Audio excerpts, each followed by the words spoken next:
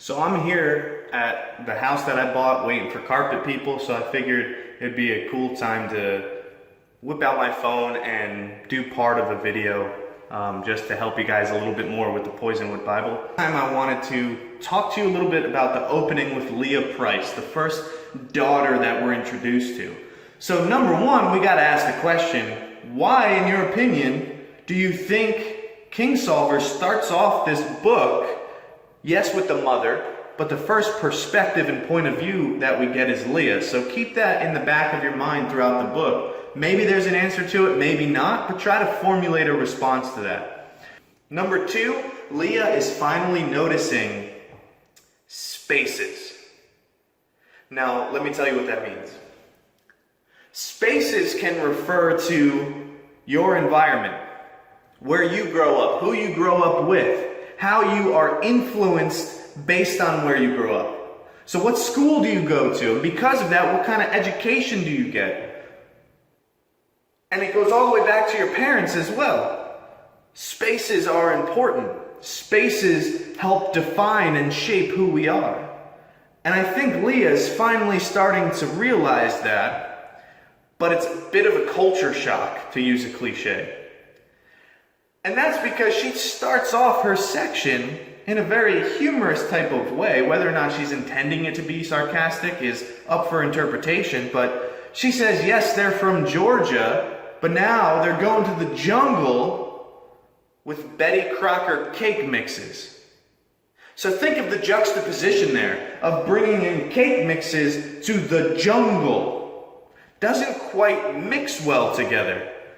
So that's one thing that's interesting. She goes on in her section and starts realizing all these weird things that they have to do that don't seem to mix. We don't know if she realizes the irony behind all this, but we sure do. The irony of they're trying to go and be missionaries to the African people in the Congo, and they are saying that they are leaving civilization to do so, and yet they're trying to bring civilization with them. In addition, she talks about how in order to bring all that stuff with them, every single sister had to wear a ton of clothes, where they're wearing basically their entire wardrobe to fit it on the plane. They're shoving things in their pockets and having a miserable time on the plane just in order to get to Africa. And little do they know, none of the stuff that they're bringing is going to help them in an entirely different space. And yet Leah is coming to grips with that. Leah is starting to be a little bit self-reflective. She doesn't understand everything just yet, but she is getting to the point of realizing that people are different. That she's different. And not just because she gets into Africa.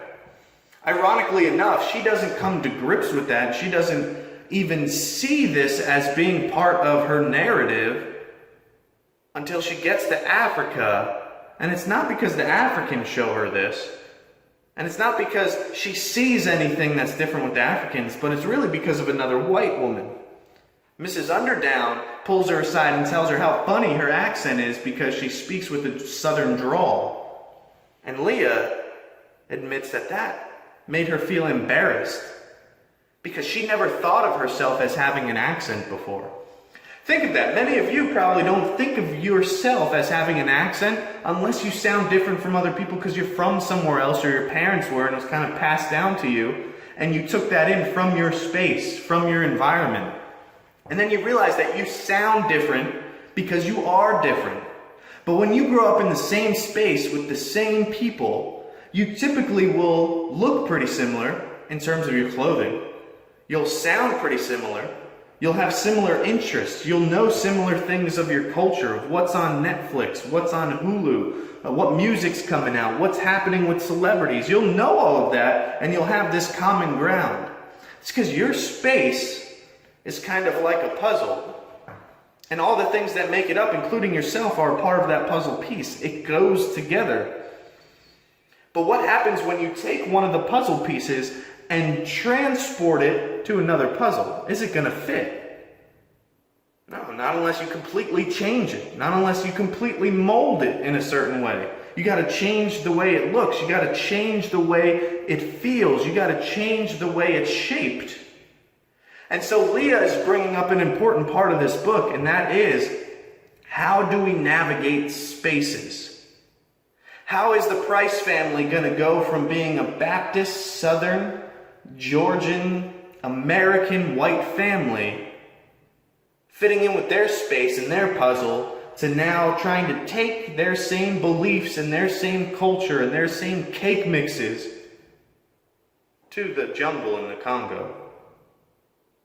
So that's something that you have to pay attention to, because Leah's paying attention to it. We don't know everything about what she's feeling just yet, but she does bring up a key point of her being embarrassed because of all of this. So pay close attention to spaces. How are the environments in the Congo affecting the Congolese people and the Price family? How are they fitting in, so to speak? And vice versa. How are the Africans viewing themselves now that the Price family is there? What are these puzzle pieces in this book? Are they meshing together? What is the true conflict? What is Leah going through? And how is Leah different than her other sisters in the way that she's interpreting her space? The old space of Georgia and the new space of the Congo.